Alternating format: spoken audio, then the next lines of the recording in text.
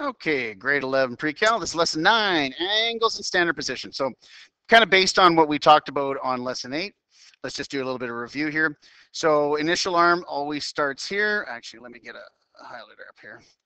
Initial arm always starts here. Where it ends up is the terminal arm, right? And that's the radius. Then we have X and Y. So based on that, we have our formulas, right? And if you remember, can't remember alphabetically, cosine, X, sine, Y, tangent, Y over X, right? So sine is Y over R, cosine is X over R. Now, on a unit circle, it's quite useful because R is 1. So sometimes you'll just see sine theta equals Y because anything over 1 is itself. So it really makes no difference. So what we're going to do is we can talk about then what's known as a reference angle, or theta r. That's the most common usage of this one. So theta r is always a reflection in the x-axis. So in this case, you can see up here, this theta, this little space right here is your theta r. In this case, it's this one right here, theta r, and then there's this outside angle. Now you can do this on any quadrant. Like, look, here's something down in quadrant 3. This little angle here is theta r. There's the full angle. In quadrant 4, there's your theta r, and there's your full angle. And again, this little chart here is the whole thing about all soup turns cold, right? So where are things positive and where are they negative? In quadrant 1, they're all positive, right? In quadrant 2, only the sine is positive. In quadrant 3, the tangent is positive. In quadrant 4, the cosine is positive. And this is the all soup turns cold method that we learned in lesson 8.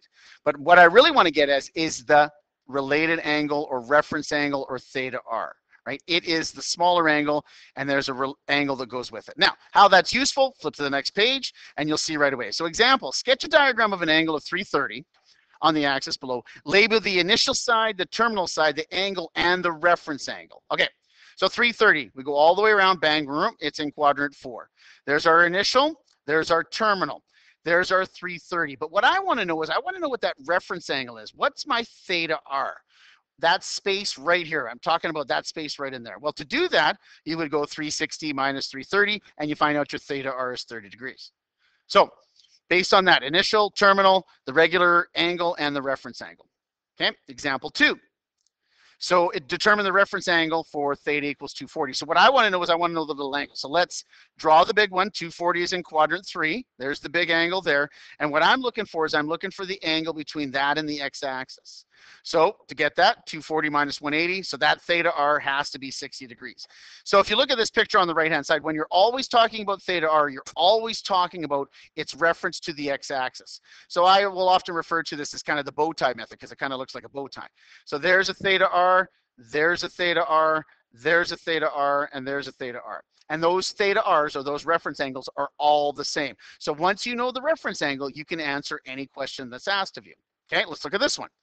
An angle in quadrant 2, so I draw it in, right, has a reference angle of 30. And if you remember, 30 is always to the x-axis. So this theta, that has to be theta r. That has to be 30. So what I want to know is the measure of the whole big angle. Well, it's a supplementary angles, right? Two angles that equal 180 because it's a straight line. So 180 minus theta r, or 180 minus 30. So that tells us that that outside angle here, this big one, has to be 150, right? So again, theta r, just make sure you're clear on this, is always to the x-axis, never to the y, always to the x-axis. Okay, that is lesson 9.